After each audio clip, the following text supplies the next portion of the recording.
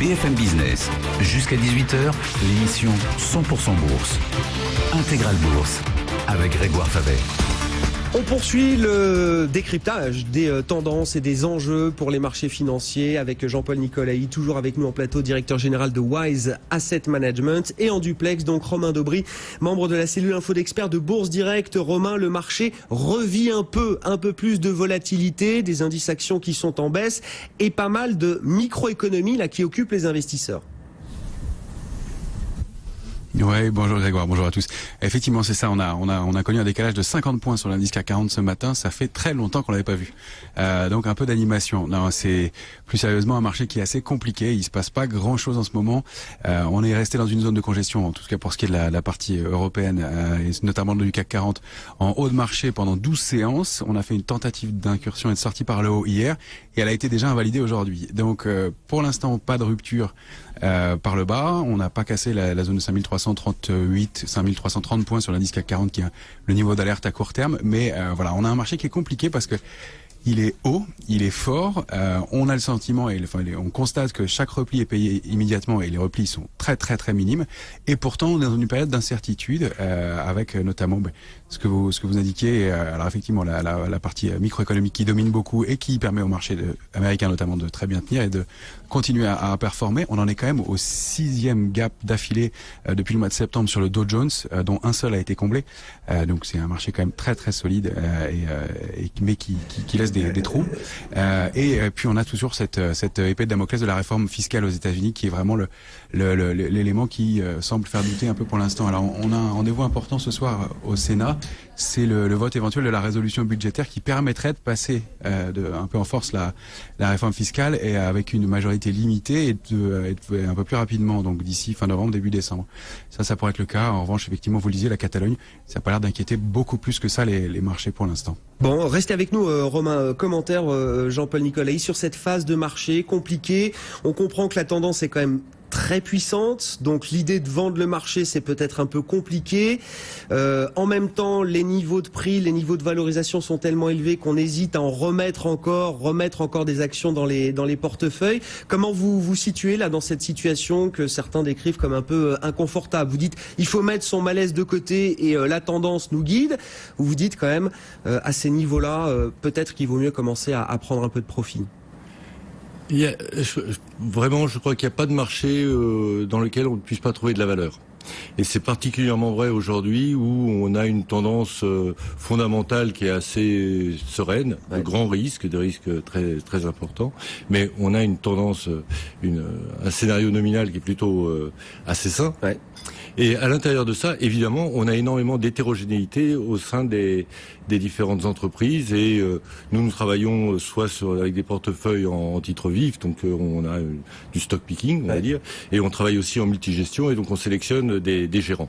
Et donc on part du principe, et depuis c'est vraiment le cœur de notre société de gestion, on travaille vraiment à chercher de la valeur où il y en a, et donc les marchés, quels qu'ils soient, offrent des sources des potentiels de valeur. Simplement, il y a des périodes où il faut plus bosser que d'autres, et là c'est une période où il faut bosser. Les opportunités, elles sont plus difficiles à déceler aujourd'hui, c'est ça quand même. Il faut les trouver, il faut les identifier, et après il faut réussir à offrir quelque chose qui maîtrise le risque pour l'investisseur final. Ok, aller faire du cas par cas, du stock picking, bien sûr, c'est le travail des gérants, c'est votre travail vous aussi, que ce soit en propre chez vous ou à travers d'autres gérants. À ces niveaux de marché, quand on regarde notamment la faiblesse de la volatilité des marchés, on se dit que l'espérance de gain, là, pour quelqu'un qui investit en actions sur 3, 4, 5 ans, qui essaye d'avoir une vision long terme, qu'est-ce qu'on peut lui dire là en termes d'espérance de gain? C'est ça qui est quand même très gênant. Alors, voilà. On peut lui dire plusieurs choses. D'une part, on parle de volatilité aujourd'hui, effectivement, et on sourit parce qu'on fait que 0,6% ou 0,7% si on prend l'Eurostoxx sur le marché aujourd'hui. En fait, ce qu'il faut voir, c'est que c'est déjà la moitié de l'inflation annuelle. Donc une séance à 0,7%, c'est la moitié du chiffre de croissance de l'inflation et donc de la perte de valeur de votre portefeuille. Donc c'est extrêmement important d'avoir ça en tête, puisque on donne des indicateurs de risque aujourd'hui normalisés qui sont basés sur l'historique des évolutions boursières, mais on est dans un monde qui n'est vraiment plus le même que celui des années 80. On parlait de 1987, il y a d'autres différences majeures que je n'ai pas citées tout à l'heure et j'y repense là, c'est le marché américain en 87 était très américain, même si c'était une grande économie ouverte aussi un peu sur le monde, mais c'était l'économie américaine. Aujourd'hui, les grandes valeurs de la cote américaine, ce sont des valeurs tellement exposées à la croissance mondiale qu'on ne sait pas très bien quel est le fondamental de ces valeurs-là. Indépendamment du fait qu'en plus, ce sont des valeurs de la tech qui nécessitent de grosses réflexions lorsqu'on veut les valoriser. Ouais. Ça veut dire que ces GAFA, quand même, on a le sentiment que ce sont des valeurs tellement solides.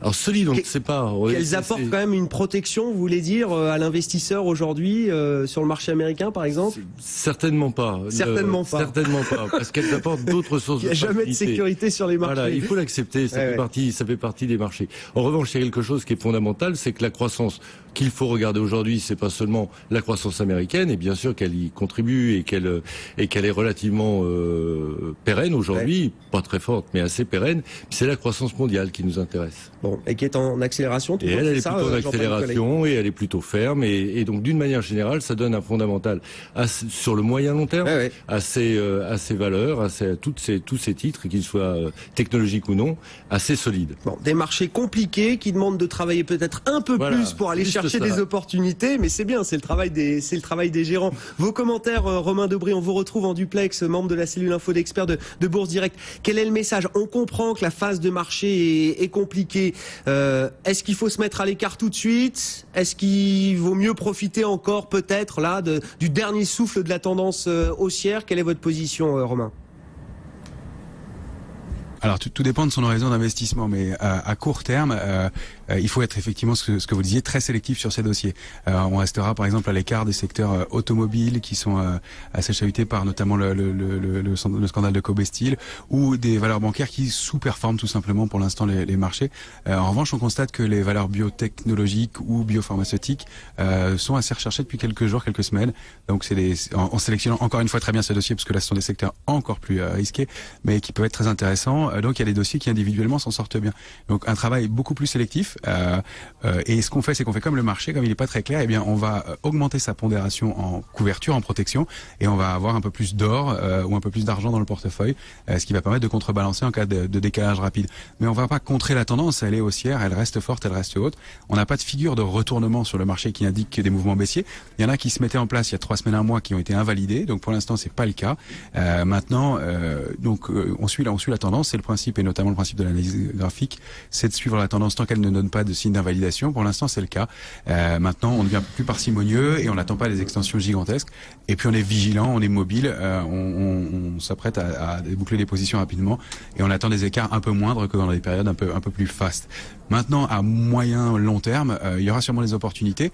On peut se rester un tout petit peu en retrait du marché si on est un peu en retard. Attendre d'y voir plus clair. Il y aura nécessairement une phase de consolidation qui va se mettre en place à un moment ou à un autre.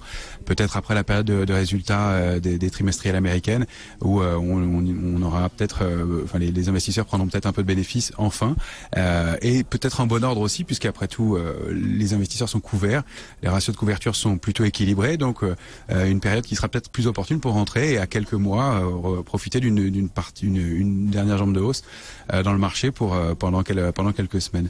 Ce qu'on peut rappeler aussi, ce qui est pour les marchés, là c'est beaucoup plus court terme, c'est que demain on a l'échéance des marchés dérivés, donc les 3 sorcières qui ont lieu donc à 16h sur l'indice CAC 40, mais qui commencent dès 11h45 sur l'Eurostoxx. Donc entre 11h45 et 16h et midi, il sera intéressant de regarder l'évolution de l'Eurostoxx et de voir où se placent les intérêts des investisseurs, s'ils sont plutôt à la hausse, etc. Et après de voir comment ils réagissent. Ça, c'est la première chose. Ça peut déclencher des mouvements un peu erratiques. Et puis ce qu'on peut dire aussi, et ce qui permet de détecter des éléments d'information quant à la solidité du marché, c'est qu'il y a une position ouverte sur le contrat à terme sur l'indice CAC 40 qui monte depuis le mois d'août dernier régulièrement, qui est encore en progression ce mois-ci. Elle avait baissé entre juin et août, elle remonte à nouveau. On est à peu près sur les mêmes niveaux de position ouverte que sur le mois de juin dernier. Et les positions sont transférées sur le mois de novembre. Et or, ça avait été le cas de septembre à octobre aussi. Les grosses positions avaient été transférées sur le mois de novembre. Donc, ça veut dire qu'il y a de l'intérêt, qu'on transfère des positions. A priori, ça veut dire que les investisseurs et les grosses mains du marché sont toujours dedans. Ils sont pas en train de sortir et de se dégager. Probablement encore un potentiel de hausse qui est de l'ordre de peut-être une centaine de points sur l'indice CAC 40, mais qui est encore jouable avec prudence. En tout cas, sous 5330, on reste un peu à l'écart. Très intéressant. On est vraiment là dans la gestion fine du timing quand même. Hein. Voilà, c'est ça, dans cette phase de marché un peu délicate avec des marchés qui sont bien valorisés. Mais ça n'est plus une surprise pour personne aujourd'hui. Merci beaucoup, messieurs. Romain Daubry qui était avec nous en duplex, membre de la cellule info d'experts de Bourse Direct, et Jean-Paul Nicolaï qui nous accompagnait en plateau pour cette demi-heure, directeur général de Wise AM. 16h, on marque une pause et on sera à New York dans un instant avec Grégory Volokin. BFM Business, Intégral Bourse, jusqu'à 18h, la bourse en temps réel.